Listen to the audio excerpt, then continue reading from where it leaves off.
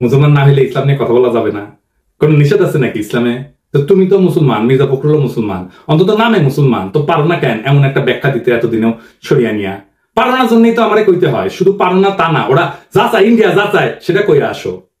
রাজনৈতিক দল করছো, দূতাবাসের তো দাওয়াত টাওয়াত দাও, তো সবাই ডাকো একদিন দেখে হোটেলে, গণ অধিকার পরিষদের তরফ থেকে খরচ আমি দিব, বলো আমরা সরিয়া নিয়ে গণ অধিকার পরিষদের অবস্থান ব্যাখ্যা করব, তারপরে সেটা ভিডিও করো, তুমি নিজে করো, দেখি কেমন পারো। আমি কেন মুসলমান হই না তার আগে দেখাও তুমি কোন মাপের মুসলমান হইতে পারছো। এটা একটা মুসলমান প্রধান দেশের রাজনৈতিক দলের নেতা হিসেবে তুমি কতটা যোগ্য সেটা প্রমাণ দাও আগে। তোমার মুসলমানদের ধর্মীয় আত্মপরিচয় রক্ষার, সাংস্কৃতিক পরিচয় রক্ষার পর্যাপ্ত ইসলামিক জ্ঞান আছে কিনা তার পরীক্ষা দাও আগে দেখি। আমি তো চুপ হয়ে চাইতেই পারি যে কোনো সময়, কিন্তু দেখি তোমার হ্যাডম কেমন, তোমাদের হ্যাডম কেমন দেখতেছি তো হ্যাডম। বাংলাদেশে 82% মানুষ ছড়িয়ে আইন চায়, জানো এটা? এটা 2015 সালের কথা। কেন চায়? তারা মুসলমান তাই চায় না, তারা এই জন্য চায় যে সমাজে ইনসাফ লাগে, তাছাড়া রাষ্ট্র চলে না, রাষ্ট্র টিকে না। তোমরা তো তোমাদের বালসালের আদালত, আইন, রাষ্ট্র এটা প্রতিষ্ঠা করতে পারো নাই, ইনসাফ প্রতিষ্ঠা করতে পারো নাই সমাজে, তাই মানুষ খোদার দরবারে ফরিয়াদ জানায়। একজন মুসলমান যখন বলে আমি শরিয়া আইনে বিশ্বাস করি না, সে তো আসলে শুধু একটা আইন, একটা ঐতিহ্য, একটা বিশ্বাস, একটা সভ্যতা এবং তার আত্মপরিচয়কে অস্বীকার করে। এই অস্বীকার শুধু ব্যক্তিগত মত না, বরং তা মুসলিম উম্মার অন্তর্নিহিত ঐক্যের ভিত কাঁপায় দেয়। মির্জা ফখরুল হয়তো ইন্ডিয়ার সাথে কৌশল করতে চাইছে, হয়তো তিনি ভাবছেন ভারত বা পশ্চিমের মনোভাব তুষ্ট করলে রাজনীতির সুবিধা পাওয়া যাবে, কিন্তু তিনি ভুলে গেছে নিজের ভিত্তি কাটলে কৌশল কিছু করতে পারে না, থাকে শুধু পতনের গর্ত। আজকে বাংলাদেশের কেউ শরিয়ার নাম নিলে তাকে মৌলবাদী বলা হয়, পশ্চাৎপদ বলা হয়, কিংবা লিবারেল দুনিয়ার শত্রু বলা হয়। অথচ আন্তর্জাতিক আদালত থেকে শুরু করে আধুনিক ফেমিনিস্ট আইনের ভিত পর্যন্ত বহু প্রভাব আজ ইসলামী শরিয়ার চিন্তা থেকে আসছে। কাজেই প্রশ্ন একটাই, আপনি শরিয়ার শত্রু নাকি অজ্ঞ? আপনি আত্মপরিচয়ের পক্ষে নাকি রাজনৈতিক গোলামীর খাঁচায় বন্দী? আপনি কাদের প্রতিনিধি, আপনার ধর্মীয় সংস্কৃতির নাকি আপনার প্রতিপক্ষে? শরিয়া মানে কেবল শাস্তি না কিন্তু, বরং তা একটা অন্তর্নিহিত ন্যায়ের ভাষা। আর এই ভাষা অস্বীকার করা মানে কেবল ধর্ম না, নিজেকে, নিজের সংস্কৃতিকে সেটাকে অস্বীকার করা। শরিয়া আইনে বিশ্বাস মুসলমানদের জন্য আবশ্যিক। একজন মুসলমান কোরআন এবং সুন্নাহ মানেন মানেই তিনি স্বীকার করেন যে সেখান থেকে নির্গত আইনই তার জীবনের বিধান। অতএব শরিয়া আইন মানা মানে আল্লাহর পাঠানো আইনগত কাঠামোকে মানা। এটা কোনো বিকল্প বা ইচ্ছিক বিষয় না যে আমি বিশ্বাস করলাম বা বিশ্বাস করলাম না, বরং ইমানের অপরিহার্য অনুষঙ্গ একজন মুসলমানের জন্য। ইসলামের মতে শরিয়া আইন অস্বীকার মানে আল্লাহর সার্বভৌমত্ব অস্বীকার করা। এখন কেন মির্জা ফখরুল বলে যে বিএনপি শরিয়া আইনে বিশ্বাস করে না? এই যে এখন তো তারা বলে না যে মৌলবাদে তারা বিশ্বাস করে না, এটা ওই সময়ে দেওয়া সাক্ষাৎকারে আছে। মানে এটা এসে দিছিল ইন্ডিয়ান এক্সপ্রেসের সাথে, মানে ইন্ডিয়ান মিডিয়ার সাথে দেওয়া সাক্ষাৎকারে এই কথাগুলো বলছে। আপনি এই নিউজ দেখান যে কোনো ইসলামী আলেমকে, তিনি কইবেন মির্জা ফখরুল এইভাবে আল্লাহর আইনি কর্তৃত্বকে প্রত্যাখ্যান করছেন, কেন এটা তাওহীদের মৌলনীতির পরিপন্থী। শরিয়া আইন মুসলিম উম্মার আইডেন্টিটি এবং ঐক্যের কেন্দ্র। বাংলাদেশে এলিটদের মধ্যে এমন একটা অবস্থা হয়েছে না যে ইসলামের নাম আসলে ভয় কুকড়ায় যায় যে মুসলমান হওয়াটা তার জন্য অপরাধ। পশ্চিমা রাষ্ট্র ব্যবস্থায় আইন হইল মানবীয় চুক্তির ফল, মানে সোশ্যাল কন্ট্রাক্ট, তাই সেটা পরিবর্তনশীল, ভগ্ন এবং বিভক্ত। কিন্তু মুসলমানদের একমাত্র নির্ভরযোগ্য আইন কাঠামো হইল শরিয়া আইন, যা কোরআন এবং সুন্নাহর সাথে সামঞ্জস্যপূর্ণ এবং উম্মাকে এক সূত্রে গাঁথে। তার মানে শরিয়া আইনকে অস্বীকার করা বা অবিশ্বাস করা মানে মুসলিম উম্মার ঐক্য, ইতিহাস, ন্যায় বিচার এবং বিশ্বাস কাঠামো সবকিছুতে আঘাত করা। দুনিয়াতে নানা আইনি ব্যবস্থা আছে যা এই বৈশ্বিক আইনি কাঠামো তৈরিতে সাহায্য করছে। যেমন ধরেন রোমান আইন, এখান থেকে আমাদের যে সিভিল ল এটা আসছে। কমন ল এটা যে অ্যাংলো আমেরিকান ট্র্যাডিশন থেকে আসছে। ক্যানন ল এটা খ্রিস্টান চার্চের আইন, এবং এই ক্যানন ল এরও ভূমিকা আছে বৈশ্বিক আইন কাঠামো তৈরি করার ক্ষেত্রে। প্রাচীন হিন্দু আইন এটারও তো বৈশ্বিক আইন কাঠামো তৈরি করার ক্ষেত্রে ভূমিকা আছে। চীনা আইন এটাও তো ভূমিকা আছে বৈশ্বিক আইন কাঠামো তৈরি করার ক্ষেত্রে। আন্তর্জাতিক আইন যেমন ইউএন হিউম্যান রাইটস বা জেনেভা কনভেনশন, এগুলো তো আইন। ইসলামী শরিয়া আইন এমন একটা আইন যা সারা দুনিয়ার আধুনিক আইন কাঠামোর তৈরিতে অবদান রাখছে। কিভাবে আসেন দেখি। রোমান ল এবং আধুনিক পশ্চিম আইন শরিয়া আইন থেকে ধার করেছে। ধার বলবো না, চুরি করেছে। আসলে পরের জিনিস না করিয়া নিলে তো সেটা চুরি বলা হয়। অবশ্য অনেক জায়গায় তারা প্রত্যাখ্যান করছে, আমরা সেই বিষয়ে আসবো, সেগুলো বিস্তারিত আলাপ করব। কি কি গ্রহণ করছে আসেন সেটা দেখি। ইসলাম শরিয়া ওয়াকফ বা ধর্মীয় জনকল্যাণমূলক কাজে ব্যবহার করা হয় যে সম্পদ। ব্রিটিশরা ভারত শাসনের সময় এই ওয়াকফ ব্যবস্থার ধারণা গ্রহণ করে, তা থেকে ট্রাস্ট ল তৈরি করে। ট্রাস্ট ল, আজকে যে ট্রাস্ট ল দেখেন এটা আসলে ওয়াকফ থেকে তৈরি করা। আপনি যে ট্রাস্ট আইন দেখেন এটা শরিয়া আইনের কপি পেস্ট। ব্রিটিশরা ভারত শাসনের সময় এই ওয়াকফ আইন বিশ্লেষণ করে। মূলত এটা স্যার উইলিয়াম জোন্স এবং হেনরি মাইন ওয়াকফের ধারণা থেকে ট্রাস্ট ল গড়ে তোলে। ট্রাস্টি এবং বেনিফিশিয়ারির সম্পর্ক অনেকটা ওয়াকফের কপি পেস্ট। বিশেষ করে চ্যারিটেবল ট্রাস্টে পারপিচুয়াল এন্ডাওমেন্ট ধারণা এটা ওয়াকফ থেকে না হয়েছে। পারপিচুয়াল এন্ডাওমেন্ট এটার মানে কি জানেন না? আসলে এটা বুঝেন, এটা হচ্ছে স্থায়ী তহবিল, মানে হলো একটা তহবিল বা ফান্ড যেটা কখনো শেষ হবে না।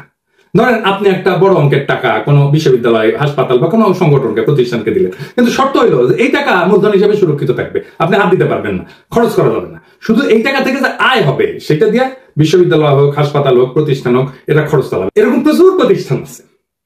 এইভাবে মূলধন কখনো শেষ হয় না, শুধু আয়ের অংশ ব্যবহার করা হয়। ফলে ওই প্রতিষ্ঠান চিরকাল, এটাকে পারপিচুয়ালি বলা হচ্ছে, চিরকাল এই তহবিল থেকে উপকৃত হইতে পারে। এটা এক ধরনের চিরস্থায়ী সম্পদ যা দিয়ে কোনো প্রতিষ্ঠান প্রজন্মের পর প্রজন্ম ধরে লাভবান হয়। বাংলাদেশের সরকারের স্থায়ী তহবিল দিয়ে প্রতিষ্ঠান চালায় কিন্তু, যেমন বিআইডিএস। তো মির্জা ফখরুল কি ওই টাকা ফেরত চাইবেন যে এই টাকা তো ফেরত দাও? এটা তো শরিয়া আইনের মতো একটা ব্যবস্থা থেকে আসছে এই ফান্ড। তারপরে ধরেন শরিয়া আইনের কর্জে হাসানা, এটা তো সরাসরি শরিয়া আইন, ইসলাম ফিকা থেকে উদ্ভূত। কোরআনে কর্জে হাসানের কথা আসছে সূরা আল বাকারায়। শুধু তাই না, সূরা আল হাদিদেও আসছে। এর অর্থ হইল আল্লাহকে উত্তম ঋণ দেওয়া, মানে কারো উপকারে সুদমুক্ত ঋণ দেওয়া, যা পরে ফেরত না হবে, কিন্তু কোনো সুদ বা মুনাফা নেওয়া যাবে না। ইসলামে এটা একটা সাদকা জারিয়া বা অবিরাম সওয়াবের কাজ হিসেবে ধরা হয়।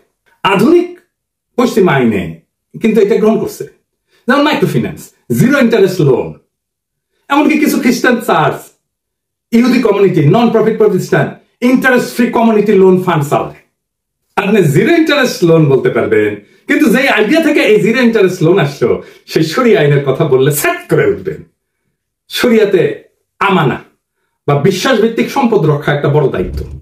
এটা একটা খুবই মৌলিক কনসেপ্ট শরিয়া আইনের। মানে এই বিশ্বাস, এইটা রক্ষা করাটা এটা দায়িত্ব, কিন্তু এটা অপরাধ না। কিন্তু রক্ষা না করলে, লঙ্ঘন করলে ক্ষতিপূরণ দিতে হয়। এটা ক্রিমিনাল অফেন্স না, ক্ষতিপূরণ দিতে হয়। পশ্চিমে এটা প্রতিফলন আছে ইকুইটি ল বা ল অফ ট্রাস্টেড। এই ল অফ ট্রাস্টের ধারণাটা এই বিশ্বাস ভিত্তিক দায়িত্ব থেকে উদ্ভূত। ট্রাস্টিদের উপরে আস্থা রক্ষার আইনি বাধ্যবাধকতা প্রতিষ্ঠিত হয়, এটা আসছে শরিয়া থেকে, এবং এটা ভাঙলে তাকে ক্ষতিপূরণ দিতে হবে। তারপরে ধরেন মিরাস আইন, যেটাকে স্ট্রাকচার ইনহেরিটেন্স বলা হয়, যেটা নিয়ে সেকুলারদের প্রচুর চুলকানি। ইসলামী উত্তরাধিকার আইন ছিল প্রথম ব্যবস্থাগুলোর মধ্যে একটা, যেখানে নারী, শিশু, স্ত্রী, দূরসম্পর্কে আত্মীয় সবাই নির্দিষ্ট অংশ পেত। রোমান ল কিন্তু ছিল এটা পিতৃতান্ত্রিক, এটা নিয়ন্ত্রণ ছিল, পিতৃতান্ত্রিক নিয়ন্ত্রণ ছিল। কিন্তু আধুনিক সিভিল কোড এবং ফ্রান্সে এই শরিয়া আইন থেকেই এই ধারণাটা নিয়ে কোড নেপোলিয়ান বা জার্মানিতে বিজিবি এই আইন তৈরি করা হয়। গণিত ভিত্তিক উত্তরাধিকার অনেকাংশেই এটা ইসলামী শরিয়ার কাছাকাছি। নেপোলিয়ান যে আইনটা করছেন ফ্রান্সে, আসলে এটা একটু মিলাই দেখি শরিয়া আইনের সাথে। কোড অফ নেপোলিয়ান এটা 1804 সালে ফ্রান্সে এটা প্রতিষ্ঠিত হয়, এবং বিজিবি নামে 1900 সালে জার্মানিতে প্রতিষ্ঠিত হয়। তো এটা মিল কোথায়? যেমন ফিক্স শেয়ার, মানে বৈধ উত্তরাধিকারদের ফিক্স শেয়ার ইসলামী আইনে নির্ধারিত অংশে, যেমন ফরজ ফারায়েজ, ফরাসি কোডে এটাকে বলা হয় রিজার্ভ হেরিডিটার। কিছু অংশ সন্তানদের জন্য সংরক্ষিত, আপনি ইচ্ছা করলেও সেটা বাতিল করতে পারবেন না। সন্তান এবং স্ত্রীর জন্য একটা প্রায়োরিটি আছে ইসলামে। স্ত্রী, স্বামী, সন্তান, পিতামাতা এদের অংশ সুনির্ধারিত। এই নেপোলিয়ান কোডেও স্পাউস মানে স্ত্রী এবং লেজিটিমেট চাইল্ড, বৈধ সন্তান, এদের জন্য লিগাল মিনিমাম একটা ইনহেরিটেন্স ধার্য করা হয়েছে। এবং ম্যাথমেটিক্যাল প্রিসিশন আছে ইসলামে, অঙ্ক করে ভাগ করে দেওয়া। নেপোলিয়ান সিস্টেমে এই বন্টনটা নির্দিষ্ট ক্যালকুলেশনের মাধ্যমে নির্ধারিত হয়। মানে ধরে যদি একজন স্ত্রী এবং 2 সন্তান থাকে, তাহলে কার অংশ কত হবে, স্ত্রী কত পাবে, সন্তান কত পাবে, সেটা আইন দিয়ে নির্ধারিত এই নেপোলিয়ান লয়। তারপরে ধরো উইল করার ক্ষমতা। ইসলামে কিন্তু উইল করে সম্পদের সর্বোচ্চ 1/3 বিতরণ করা যায়, তার চেয়ে বেশি না। বাকি অংশ আইন মাফিক বন্টন করা হবে তার উত্তরাধিকারদের সাথে। নেপোলিয়ান কোডেও আপনি উইল করে কেবল নির্দিষ্ট অংশ বিতরণ করতে পারবেন, বাকিটা আইনের নির্ধারিত অংশ অনুযায়ী হবে। তারপরে ধরেন টর্ট আইন বা দিয়া, সিভিল কম্পেনসেশন যেটাকে বলা হয়, এটার ঐতিহাসিক শিকড় কিন্তু শরিয়াতে ইচ্ছাকৃত ক্ষতি বা অনিচ্ছাকৃত মৃত্যুর জন্য ক্ষতিপূরণ, যেটাকে বলে দিয়া। পশ্চিমেও টর্ট ল বা ডেলিট, এটা তৈরি হয় এই ধারণা থেকে, কারো উদ্দেশ্যে কেউ ক্ষতিগ্রস্ত হলে ক্ষতিপূরণ দিতে হবে। যদিও শরিয়াতে ব্লাড মানি এটা নির্ধারিত, কিন্তু পশ্চিমে এটা আদালতের বিবেচনায়। তবু মৌলিক নীতিতে কিন্তু মিল আছে। এইবার আসেন পশ্চিমারা কি নিয়ে হাউকাউ করে। আমি সবকটা নিয়ে আলাপ করবো না, দীর্ঘ হয়ে যাবে। তবে একটা নিয়ে আলাপ করবো, সেটা হচ্ছে সাক্ষ্য নিয়ে। নারীদের সাক্ষ্য দেওয়া অর্ধেক গণ্য হয়। পশ্চিমারা শরিয়া আইন অনুসারে নারীর সাক্ষ্য অর্ধেক গণ্য হয়, এটাকে গ্রহণ করে না। শরিয়ায় নির্দিষ্ট ক্ষেত্রে, সব ক্ষেত্রে না কিন্তু নির্দিষ্ট ক্ষেত্রে, যেমন আর্থিক লেনদেনের ক্ষেত্রে নারীর সাক্ষ্য পুরুষের অর্ধেক, এটা সত্য। পশ্চিম আইন নারী পুরুষের সাক্ষ্যকে সমান মর্যাদা দেয়, সেজন্য ওরা বলে এই শরিয়া আইন এটা জেন্ডার নিউট্রাল না। নারীকে ক্ষমতাকে খর্ব করা হয়েছে এবং নারীকে অসম্মান করা হয়েছে। ইসলামী শরিয়াতে নির্দিষ্ট কিছু ক্ষেত্রে নারীর সাক্ষ্য পুরুষের তুলনায় অর্ধেক, এটা বিধান আছে, বিশেষ করে আর্থিক লেনদেন সংক্রান্ত বিষয়। এটার আবার কতগুলো কারণ আছে। একটা হইতেছে সাংঘর্ষিক পরিবেশে নারীর ঝুঁকি কমানো, প্রোটেক্টিভ লজিক। এটা মানে ইসলামী সমাজে নারীদের দায়িত্ব কিন্তু মূলত পরিবার কেন্দ্রিক। বিচারালয় বা আদালতে উপস্থিত হওয়া ছিল এক ধরনের সামাজিক অস্বস্তির বিষয়, এখনো তাই, এমনকি পশ্চিমা সমাজও তাই। তাই আর্থিক বা অপরাধমূলক মামলায় নারীদের বাধ্যতামূলক সাক্ষী না বানায় সহযোগী সাক্ষী হিসেবে রাখা হয়েছে। এটা কিন্তু সুরক্ষামূলক শর্ত, এটা কিন্তু অবমাননা না, দমনমূলক না। মনস্তাত্ত্বিক এবং আবেগজনিত পার্থক্য আছে। অনেকে বলেন, যেমন ধরেন সাধারণত নারীরা বেশি সংবেদনশীল হয়, আবেগপ্রবণ হয়, তাই কোনো চাপে বা ভুল ব্যাখ্যার ঝুঁকি থেকে দ্বিতীয় নারী সাক্ষী রাখার মাধ্যমে স্মরণ করে দেওয়ার একটা পদ্ধতি নির্ধারিত হয়েছে। এবং আমরা দেখবো যে আধুনিক পশ্চিমা আইনেও এটাকে অনুসরণ করা হয়েছে। আমরা একদম তাই মিলাই দেবো। তো এইটা কিন্তু নারীকে অযোগ্য বলা না, বরং মানসিক এবং সামাজিক প্রেক্ষাপট বিবেচনায় ন্যায্যতা নিশ্চিত করার চেষ্টা। আর নারীর সাক্ষ্য তো সব ক্ষেত্রে অটেক না।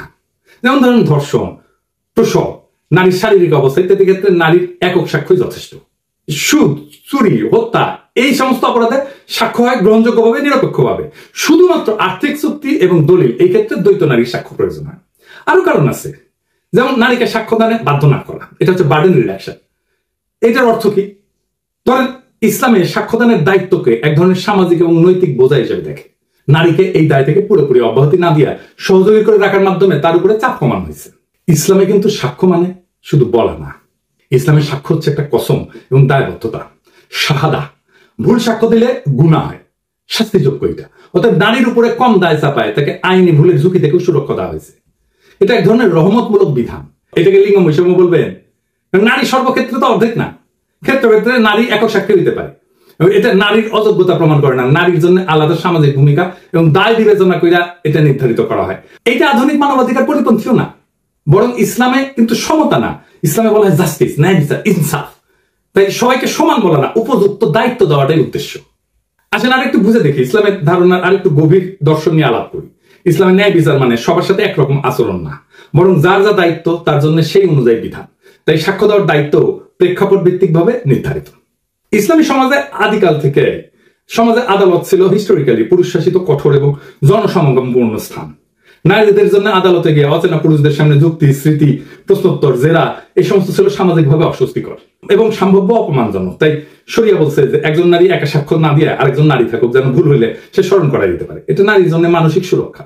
আমরা আগে আলোচনা করছি আইনি দায় এবং পাপের ঝুঁকি থেকে সুরক্ষা। মানে ইসলামে তো সাক্ষ্য দেওয়া মানে শুধু তথ্য দেওয়া না, এটি ইমানের অংশ এবং কসমের মতো গুরুত্বপূর্ণ। মিথ্যা সাক্ষ্য বা ভুল তথ্য দিলে সেটা গুনাহ এবং সামাজিক আইনি অপরাধ। তাই নারীর উপর একা সাক্ষ্য দেওয়ার ভার না দিয়ে তার পাশে আরেকজন নারী রাখা হয়েছে, মানে কেউ ভুল করলে যথাযথ সংশোধন হয়।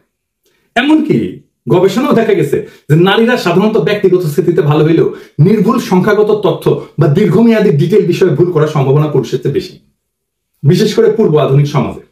তাই জটিল আর্থিক বিষয় বা দলিলের ক্ষেত্রে এক নারীর ভুল হইলে আরেকজন তাকে রিমাইন্ড করতে পারে। এটা মানবিক এবং প্রামাণ্য মূল্য সুরক্ষা। তারপর সামাজিক সম্মান রক্ষা। এবং নারীকে আদালতে একা পাঠায় পুরুষদের মাঝে দৃষ্টির কেন্দ্রে দাঁড় করানো সমাজে তার ইজ্জত, পর্দা, সম্মান ক্ষুণ্ণ হতে পারত। তাই শরিয়া বলছে যে তিনি একা না যান, পাশে আর এক নারী থাকুক, এটা সামাজিক এবং সাংস্কৃতিক সুরক্ষা নিশ্চিত করবে। আবার দেখেন পুরুষরাও কিন্তু শরিয়া আইন অনুযায়ী একা সাক্ষ্য দিতে পারে না কিছু কিছু ক্ষেত্রে, যেমন ব্যভিচার। এর জন্য 4 জন দরকার সাক্ষ্য পুরুষের। তো নারীর সাক্ষ্যের মূল্য নাই এই কথাটা তো শরিয়া বলেনি, বরং ক্ষেত্র বিষয়তে ন্যায়পূর্ণ, ভারসাম্যপূর্ণ করছে। এখানে নারীকে দুর্বল বা অযোগ্য ধরে নেওয়া না, বরং তার সামাজিক অবস্থান, মানসিক চাপ, ধর্মীয় দায় এবং সম্মান সবকিছুকে সম্মান করে তাকে একা না সহযোগী রেখে সাক্ষ্যদানে যুক্ত করা হয়েছে। এই যে ইসলামী শরিয়ার একটা ব্যতিক্রমী দৃষ্টিভঙ্গি নারীর প্রতি, এইটা আধুনিক আইনি কাঠামোর জেন্ডার নিউট্রাল ইকুয়ালিটির ধারণা হচ্ছে কনটেক্সচুয়াল জাস্টিসে এখানে বেশি জরুরি। এমনকি ফেমিনিস্ট আইন বা আমাদের নারীবাদী আইনের কোন ধারণার সাথে শরিয়ার কোন বিধান সমান্তরাল বা সমরূপ। আমরা তো বলছি যে ইসলামী শরিয়া অনুযায়ী আর্থিক চুক্তিতে দলিল সংক্রান্ত সাক্ষ্যে নারীর একক সাক্ষ্য নেওয়া হয় না, 2 জন নারীকে সাক্ষ্য দেওয়ার বিধান আছে। এই সুরক্ষার ধারণাটা আধুনিক ফেমিনিস্ট লিগাল থিওরির অন্যতম গুরুত্বপূর্ণ ধারণা।